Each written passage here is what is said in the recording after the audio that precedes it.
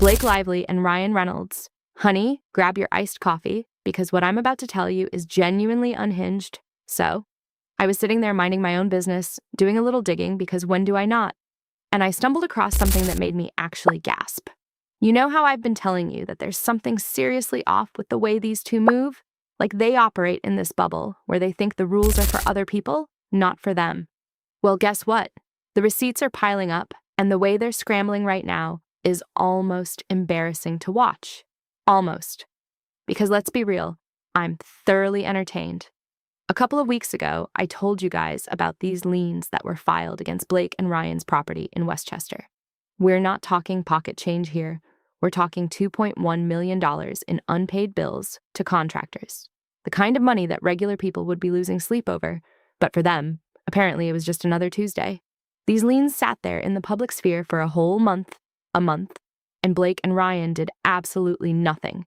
No payment, no statement, no nothing. It was like they just expected everyone to look the other way. But then, and this is the part that makes me roll my eyes so hard I can see my brain, within 2 weeks of me reporting on it, suddenly every single lien gets paid off. Magic, right? The timing is just too perfect. MJ Flynn got their $257,000. Winnick Steel got $118,000. Nazaro Inc. got $250,000. Velour Exterior Partners got $120,500. And the big one, the contractor, walked away with $1.35 million. All of it cleared up like it was never an issue. And I'm sitting here thinking, so you had the money this whole time. You just chose not to pay these people for 4 months until it became a headline. That's not being a good customer. That's not being a decent human being. That's the behavior of people who genuinely believe they're above everyone else until someone shines a light on them. Then suddenly they remember how to write a check. And listen, I know some people out there were spinning wild theories about the property going into foreclosure, or them setting up some kind of rehab facility. I saw those videos too. But now that the liens are gone, none of that is happening. The property's clear. Maybe they'll actually start working on it again. But here's what gets me. This pattern of behavior is so telling, they ignore their obligations until someone forces their hand. They don't care about the little guy. They care about their image. The second those contractors became a PR problem, the checkbook opened. It's so transparent, it's almost insulting. Now, while I was looking into all of this, I did something I do when I want to see what's really going on behind the scenes. I typed Blake Lively's name into Google just to see what the SEO landscape looks like. And oh my God, besties, the desperation is obvious. There is a full court press happening right now to change the narrative around her. Leslie Sloan, their PR pitbull, is working overtime. Suddenly, we're getting all these staged paparazzi photos of Blake and Ryan casually strolling through New York City, smiling like they don't have a care in the world. Blake is literally riding on Ryan's back in some of these shots, giggling, being playful. It's giving. We're so in love. Please forget everything you've seen and heard. They're posing with fans, posing with kids, trying to remind us that they're relatable and adorable, and definitely not in some loveless arranged marriage where she's his beard. I'm not saying that's the case, but I'm also not saying it because the energy has been strange for a while, and you don't just flip a switch and become affectionate overnight unless there's a camera crew following you. And then there's the bag. Oh, the bag. I don't know if you've seen this, but there's this sudden wave of stories about Blake carrying an Hermes bag. Not just any Hermes bag, but a bright orange one that costs somewhere between $25,000 and $30,000, depending on which outlet you read. Page 6 People, even the National Enquirer, are all running pieces about this bag, like it's breaking news. The National Enquirer is out here claiming Anna Wintour herself is working behind the scenes to revive Blake's damaged image. Anna Wintour, the woman who just got quietly shuffled out of her editor-in-chief role at Vogue after 4 decades. That Anna Wintour, and I'm supposed to believe she's spending her time trying to make Blake Lively happen again. Please! Blake tagged her friend in that photo, which tells me everything I need to know. This isn't her casually wearing a nice bag. This is a paid collaboration. Nothing these people post is just for fun. Every single thing is calculated. If they're showing you a brand, there's a deal behind it. And the media picks it up because the brand wants the attention. It's a cycle, and we're the ones they think are naive enough to fall for it. What kills me is how out of touch this whole strategy is. Who is this bag for? Which one of her fans is looking at a $30,000 purse and feeling connected to her? It's not aspirational, it's alienating. It's her way of reminding us that she's above us, that she has powerful friends and access to things we'll never touch. But here's the thing, that kind of flex doesn't work the way it used to. Gen Z is not impressed by logos and excessive displays of wealth. They grew up watching the excess of the early 2000s and they rejected it. The whole culture has shifted toward minimalism, toward authenticity, toward calling out performative nonsense. And Blake is over here acting like it's 2005 and getting a magazine cover actually matters. Nobody buys magazines anymore, besties. Print media is on life support. High fashion itself is going through a systemic collapse. Brands like Gucci, Louis Vuitton, Burberry have been laying people off, losing revenue, shedding billions in market value. They raised prices 30 to 60%, and quality dropped and consumers walked away. 50 million aspirational shoppers gone in 2 years. So Blake attaching herself to luxury brands right now isn't a power move. It's tone deaf. It's like showing up to a funeral in a ball gown and wondering why everyone's staring. And can we talk about her personal brands for a second? Because this is where the whole rebrand effort really falls apart for me. Blake Brown beauty flopped. Betty Buzz basically vanished from the market. Betty Booze hardly exists anymore. This is her third attempt at launching something, and none of them have made any real money. Plenty of celebrities slap their names on products and find success. The Kardashians do it. Hailey Bieber does it. But Blake can't seem to make it work. And I think it's because people see through her. You can't build a brand on an image that nobody believes in. She wants to be seen as this high fashion icon, this timeless beauty. But the truth is, she hasn't changed her hairstyle in 15 years. The side part went out a decade ago. The blowouts she's doing are dated. She calls dresses vintage when they're maybe 10 years old. She's an imposter playing dress up in a world that's moved on without her.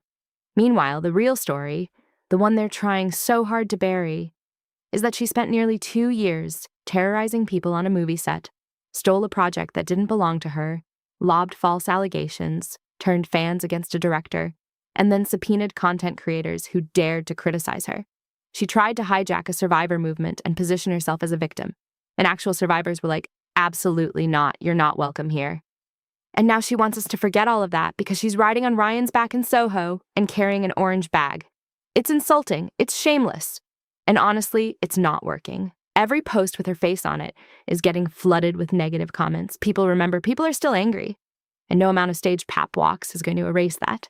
Here's what I think is actually happening behind the scenes. Hollywood studios are watching all of this and they're taking notes. What Blake showed them during that whole legal mess is that she's a massive liability. She's someone who will launch a highly publicized civil lawsuit, drag everyone through the mud, and then walk away with $0.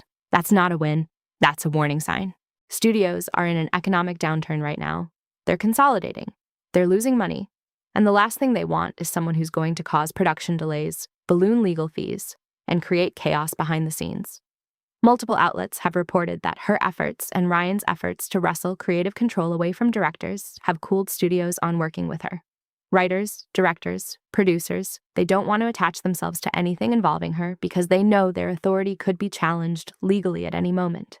Her brand is completely devalued, which is exactly why she's now out here promoting other people's brands. She can't sell her own stuff anymore, so she's trying to latch on to luxury names to stay relevant. And Ryan is right there with her playing the devoted husband, carrying her on his back, smiling for the cameras. But we've noticed the timeline, haven't we? These two hadn't been seen together in months. Suddenly, they're everywhere together all the time, and the paparazzi just happen to be there every single time. It's so coordinated, so manufactured. They think we're stupid. They think if they flood the zone with enough positive imagery, we'll forget about the liens, the lawsuits, the bullying allegations, the failed brands, the creative theft. But we're not forgetting, if anything, every staged photo just reminds us how fake the whole operation is. And the Anna Wintour angle? I have to laugh. Anna was effectively demoted after 40 years at the top. Vogue isn't the cultural force it once was. Several women's fashion magazines under Condé Nast have shut down completely. Getting a Vogue cover in 2026 is not the flex it was in 1998. Everything is digital now. Everything is short-form video. The old gatekeepers don't have the power they used to. But Blake and Ryan are still operating like it's the golden age of tabloids. They're stuck in that late 90s, early 2000s mindset, where if you're on a magazine, you've made it. They haven't adapted. They haven't evolved. And the public has. That's why this whole rebrand feels so desperate and so doomed. What I keep coming back to is the sheer arrogance of it all. They owed contractors over $2 million. They didn't pay for 4 months. Those are real people, small business owners who did work and then had to chase them for money, and they only got paid because it became a public headline. That's not a mistake. That's a pattern. It's the same pattern we saw with the movie, with the lawsuits, with everything they touch. They take what they want, they ignore their obligations, and when someone pushes back, they try to crush them or spin the story. But the story is spinning out of their control now, and you can feel the panic in every staged pap walk and every planted handbag article. So, yeah, the liens are paid, the property is clear, she's out here cosplaying as a high fashion icon with her borrowed bags and her vintage that's not actually vintage dresses.